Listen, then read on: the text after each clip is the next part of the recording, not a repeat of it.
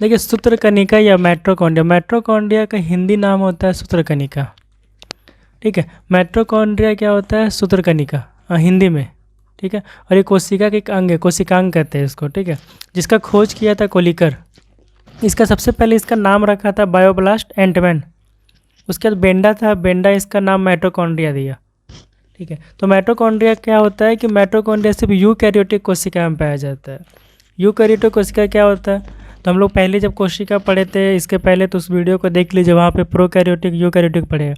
जिसमें यूकैरियोटिक कोशिका वैसा कोशिका होता है जिसमें केंद्रक होता है, सुव्यवस्थित केंद्रक होता है। ठीक है, इसको डिटेल में पढ़ना है तो इसके पहले का वीडियो को पढ़ लीजिए। चलिए अब इस वीडियो में हम लोग क्या करेंगे, माइटोकॉन्ड्रिया को डिटेल में पढ़ेंगे। ठीक है, इसके एक पार्ट को डिटेल में पढ़ेंगे हम लोग, इसके सभी टॉपिक्स को ठीक से कवर कर लेंगे। ठीक है, हम देखिए यहाँ पे हम बोले कि आपको कि जो माइटोकॉन्ड्रिया होता है सिर्फ यूकैरियोटिक कोशिका में होता है। तो यहाँ पे मेरे पास एक प्लांट सेल है, दूसरा एनिमल सेल है। मतलब एक पादप कोशिका है, दूसरा जंतु कोशिका है।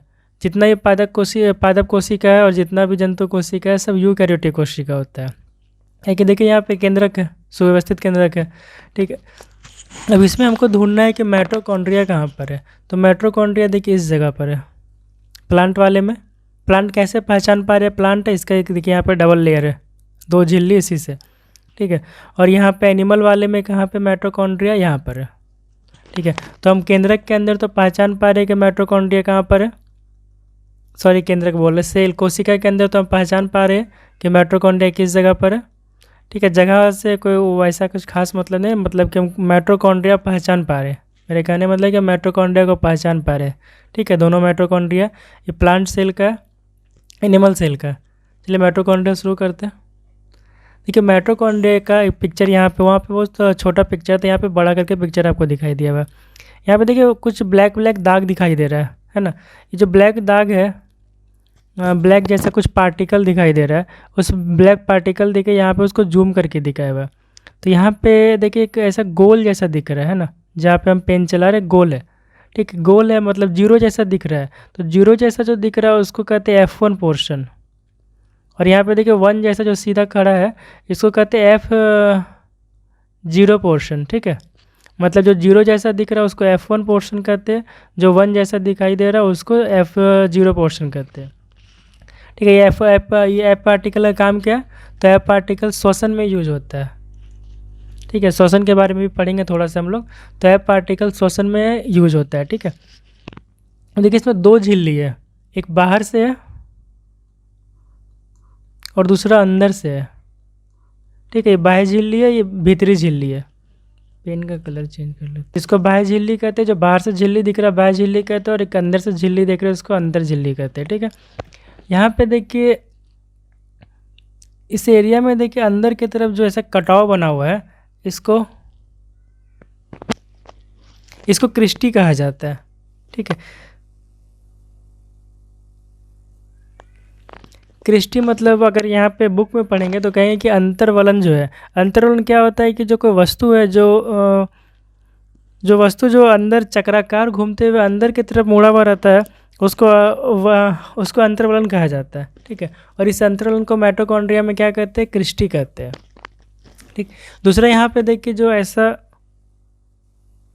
मेरे पास यहाँ पे देखिए एक ऐसा आकृति बना हुआ दिखाई दे रहा है, ये डीएनए है। माइटोकॉन्ड्रिया में भी अपना डीएनए होता है। ठीक है, ये वृत्ताकार डीएनए है। ठीक है, वृत्ताकार तो दिख नहीं रहा लेकिन वृत्ताकार कैसे करें? क्या कि देखिए इस टाइप का है, इसको वृत्ताकार कैसे बोल रहे हैं? देखिए वृत्त ऐसा होता है, सर्कल। ठीक है, अगर इसको घुमा दिया जाए बीच से तो इस टाइप का दिखने लगेगा। ठीक है, यहाँ पे पूरा वृत्त कहने का मतलब वृत्त ही नहीं बनेगा, लेकिन समझ लीजिए कि ढीला ढाला ऐसा है, इसलिए इस टाइप का बना हुआ है। अगर एक तार को लीजिएगा, तार का अगर 2 सिरा को अगर मोड़ के सटा दिया जाए तो वृत्ताकार बनता है। तो इस तरह देखिए यहाँ पे दोनों सिरा ज्वाइंट है कहीं पे। अगर ढीला नहीं, अगर इस टाइप का ना रख के इसको पूरा खोल के अगर घुमा दिया जाए तो ऐसा वृत्ताकार दिखने लगेगा। ठीक है, इसलिए हम इसको कहते हैं वृत्ताकार डीएनए। उसके अलावा यहाँ पे एक राइबोसोम होता है, यहाँ पे आपको जो दिखाई दे रहा है राइबोसोम है।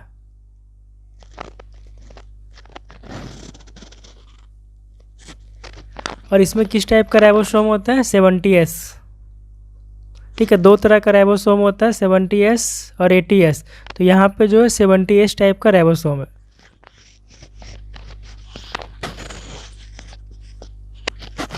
तो हम लोग यहाँ तक समझ गए। अब इसके आगे आते हैं।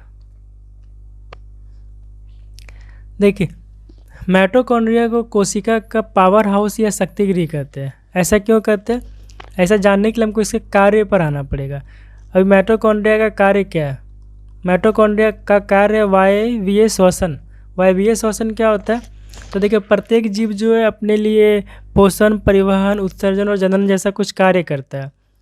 इस काम को करने के लिए कोशिका इसमें कुछ ना कुछ भूमिका निभाता है। अब अगर कोशिका भूमिका निभा रहा है तो उसको ऊर्जा चाहिए। ठीक है, कोशिका को ऊर्जा चाहिए ताकि सारे काम को करने में थोड़ा सा वो अपना जो भूमिका है निभा पाए। ठीक है, तो अब ये अभी ऊर्जा मिलेगा कहाँ से? तो ऊर्जा मिलेगा जो हम लोग भोजन करते हैं उसके विखंडन से। ठीक है, भोजन तो हम डायरेक्ट कर लिए, अब विखंडन कैसे होगा? तो विखंडन होगा ऑक्सीजन के हेल्प से। अब जैसे कि हम श्वास लिए तो जो बाहर से जो एयर गया उसमें ऑक्सीजन था, ऑक्सीजन मेरे शरीर के अंदर गया और शरीर से कोशिका तक चला गया। ठीक है, अब कोशिका तक जाने के बाद क्या होता है कि भोजन को विखंडित करता है और उससे ऊर्जा निर्मुक्त होता है। उसके प्रक्रिया को उसके प्रक्रिया को देखिए कैसे हम लोग पढ़ सकते हैं कि जब हम यहाँ पे उसको थोड़ा सा लिखा हुआ है कि जब हम वायु से ऑक्सीजन लिए तो ऑक्सीजन शरीर के सभी भागों में पहुँचा और बाद में जाके कोशिका तक पहुँच गया। ठीक है, कोशिका में क्या हुआ? ये भोजन विखंडन के में जो ऑक्सीजन था कोशिका के जो ऑक्सीजन था क्या किया? कोशिका में जो ऑक्सीजन है भोजन के विखंडन में सहायता करता है। ठीक है, अब कैसे करता है? तो देखिए कि अगर कोशिका के अंदर अगर जो भोजन से हमको ग्लूकोज मिला है, ठीक है, अगर ग्लूकोज ऑक्सीजन का उपयोग करके उपयोग करेगा और विखंडित होगा तो हम उसको वायवीय श्वसन कहेंगे।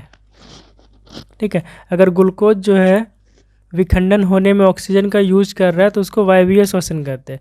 ठीक है, देखिए विखंडन कैसे कि ग्लूकोज था, हम ऑक्सीजन लिए, ऑक्सीजन की उपस्थिति में कार्बन डाइऑक्साइड, जल और ऊर्जा में भोजन विखंडित हुआ है। ठीक है, तो ये इसको कहते हैं विखंडन हुआ यहाँ पे किस चीज़ में? तो कार्बन डाइऑक्साइड, जल और ऊर्जा में। कहाँ पे? ऑक्सीजन की उपस्थिति में। अगर ऑक्सीजन की उपस्थिति में ग्लूकोज विखंडित हो रहा है तो उसको हम क्या कहेंगे? वायवीय श्वसन।